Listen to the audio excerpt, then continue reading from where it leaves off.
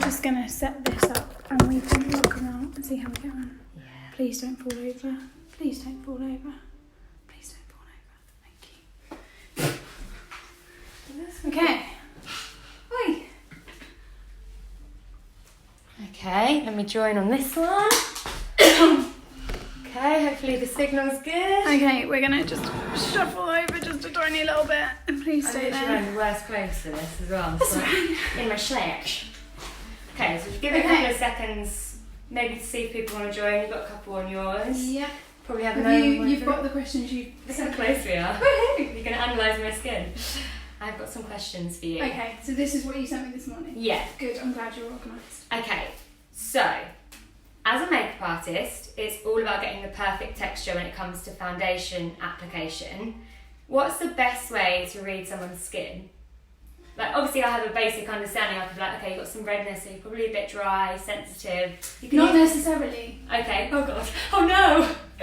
Okay. So redness can be from loads of different things. So Okay. it could be from traumatised skin, so that could also be from product. Okay. So if someone's really red, you can, hi guys, that can sometimes be where they're using products that are too astringent, so they're too harsh for their skin. That's probably what I'm doing. Which is why you need to be careful. Also, from a makeup point of view, that if you then put something too thick and oily over the top to try and compensate for it, yeah, it's gonna fall off halfway through their day. Okay. So someone like you, where you've got your slightly open pores here, yes, that's actually dehydration. Okay. Because we talked about this. They're large because they're trying to get the moisture. They're trying to get as much moisture as possible. Is that dehydration because I'm not drinking enough or because I'm not using the right products? Both. Okay. Noted. Drink more water. So then the big thing about that is that when you're looking at that kind of skin, you don't want to compensate by drying it out even more. Because if you put a really matte foundation over the top, I'm not a makeup artist, I'm not a foundation person, but if you put something really matte over the top, it's actually going to crack. Yeah, it's going to dry it out even more, so I'm better to use something that's a little bit more hydrating, Or oil-based. make sure that the skincare that they're using is hydrating, for one. Okay. And two, making sure, I know one of your questions is about makeup prep. Yeah, but also making sure that they're using hydrating treatment masks for about a week before. Okay, yeah, because this is one of the things that I need to know as well. So in terms of so if you were going to look at my skin, what would you say my skin type is? Everyone, here's my skin.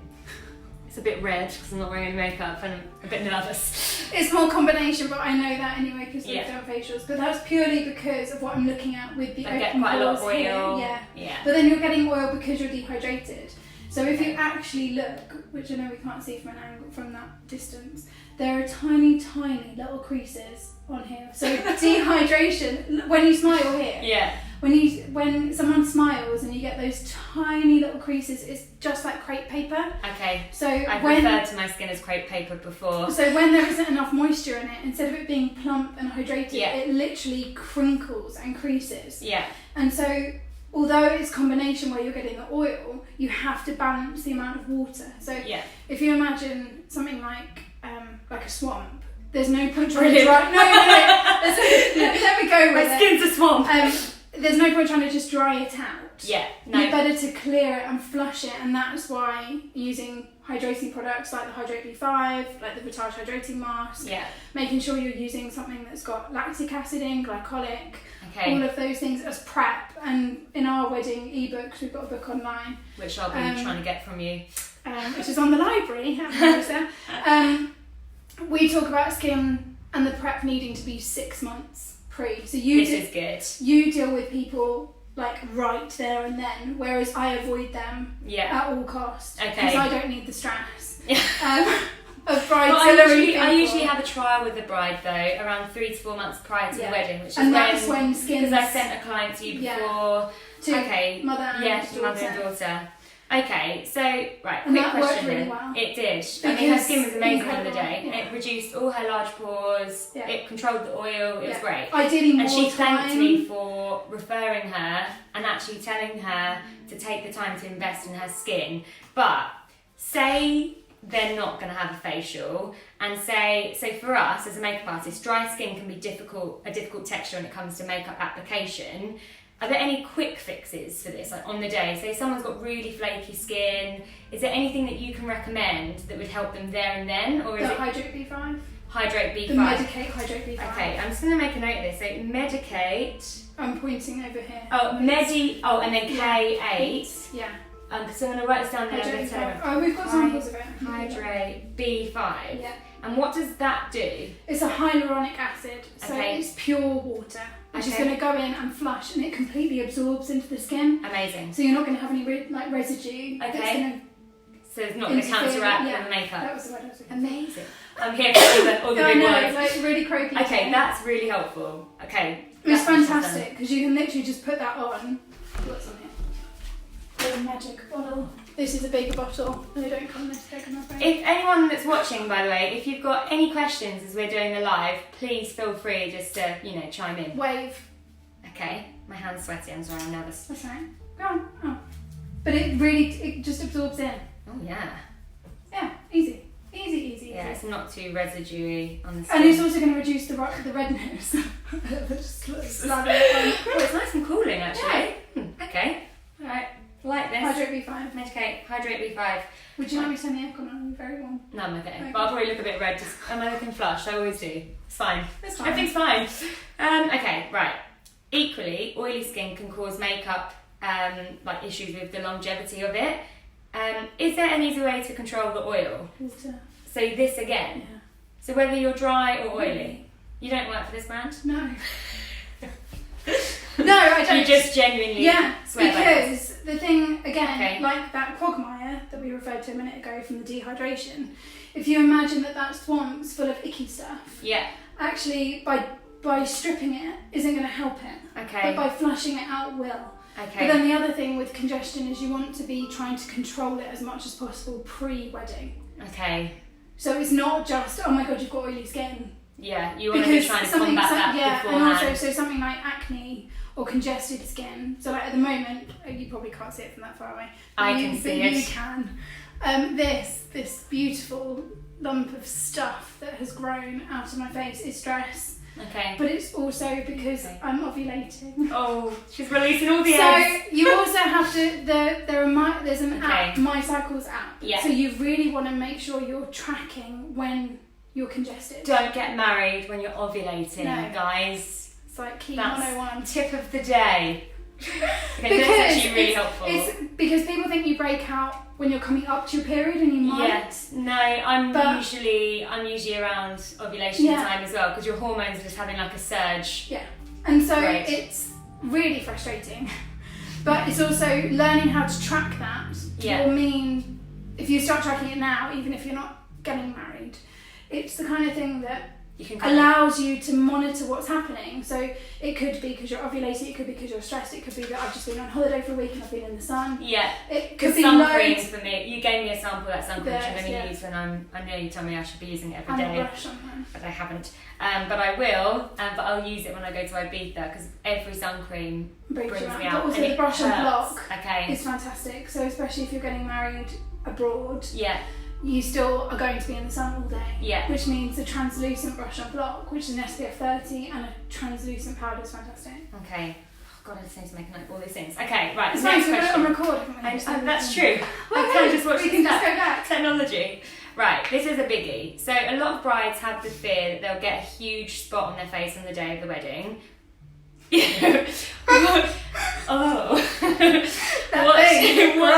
get asked to face in life. Yeah, because again, it's stress, isn't it? Yeah. What's your best advice with managing this? So obviously, most of the brides are like, well, on the day, if I turn up and they're like, Zoe, look, it's here, my new friend on my chin, and they're like, can I pop it? I'm usually like, no, let's not pop it. What? It's a 50-50 call. Okay, can you tell me more about this? You're listening, guys. I'm a popper, well, I know because you popped my skin. Yeah, and ouch. I did that this morning. I would say that this is me completely personally. I think they're a lot easier to cover if they're flat. For one, and two, it depends how you're squeezing it. So if you're just scraping the top off it, you're not going to win. I don't think I can actually pop someone's. No, but they can. But if you're going from further away. that means you're going to, because the thing about spots, the reason they're white is it's white blood cells. Okay. So it's where your body is trying to fight what's inside it. So normally like a thorn. Yeah. Okay. Learn something new. There you go. So that's why it's almost like a thorn. So like a blackhead, there will be something deeper in the bottom of that thing. Okay. So you know when you squeeze a spot and you get the first like bit, you need to really have a go at it and it will pop. And so what can I tell them to use? Because you know salicylic acid. Okay. Well, so when they're popping it, or so you don't have salicylic. Yeah. So you don't have that to hand. Okay, so maybe if I keep tea tree oil in my kit, something like that. It will just dry it out. Okay, and then it'll be a lot easier to put makeup on. Obviously, providing that it's not then dry, because our thing that we battle with is if it's crusty. Then you've got even more of an issue. That's when that hydrophilic fine. So then basically I need this. In her kit. And also, tea tree oil. Then also, if you're, so say you turn up and you're doing, this is completely hypothetical because I don't work in your industry. But say you've got a bride who's having a freak out about a spot and you get there at 7 o'clock in the morning or whatever time and you deal with that spot, you put tea tree oil on it, you can put the clay mask on, so you can have like a drying mask that will dry that out. You can then put on the Hydrate V5 and maybe a hydration mask as a balm. And you have them in tiny little pots. First thing. Yeah, and then so she's done. Because realistically, she'll have a good 2 to 3 hours before she actually gets married. So I saw someone the day before she got married, and this thing had just grown. And I was like, oh God. Oh no. And God bless the makeup artist who has to do it. But then the thing with that was, I knew, and I knew there was something in it. I knew it had to come out. I got it out, thank God. And then she came back that afternoon because she was having her lashes with Laura, and it was completely flat. Okay. And it was like, well, now it's flat and it's not crusty. It's got the nastiness out. Yeah, then that's the other thing, isn't it? If it's weeping, then it just sort of comes through it just dribbles. It's not the best. Cool. Okay, so I'll watch this back and make a note of that. Because sometimes I recommend like even ibuprofen just to take down swelling. Ice? Maybe. You're like, just I wouldn't know. What if they don't want to squeeze it? Nothing. There's nothing. You basically. Then tea tree oil and leave it alone. Okay, so tea tree oil is the main thing here. Okay. Because it's really easy to have and to carry. No one's going to be like, well, 99% of people aren't going to be allergic to tea tree. Is it okay to use it directly on the skin? On a cotton bud. On a cotton bud. Okay, fine. Don't smother it. And I wouldn't put it on your finger, because if you put it on your finger and you wipe your eye, it's going to. You're going to have no eyes. Whereas if you have a cotton bud and you just dip it on and you just press onto it, then. Because I guess it's an antibacterial. Yeah, anti-everything. Brilliant. Okay. So, couple more questions. Got time? Yeah, still got 5 minutes. Okay. So large pores are a common occurrence with most of my clients. Again, from dehydration. Are you going to say this? Will that help reduce them instantly or no? No. So anyone that comes to me with large pores, what should I start saying them to do in order to prep themselves for their wedding day? Facials. Yeah. Micros are fantastic. Okay. Microderm, which is what we did. Yeah, that's what I had. Yeah, a couple of weeks ago.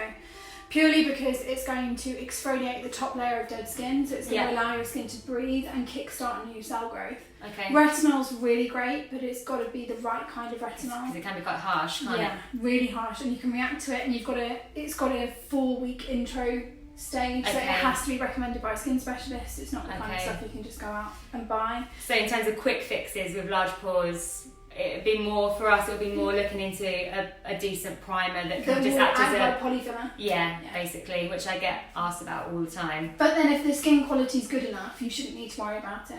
Okay, couple more questions. Yeah. There was one more on micros. Oh, I had someone come in. Well, no, she rang actually. Sophie actually asked me a question about the pre. Oh yeah. Who her makeup artist had told her to go and have microblading.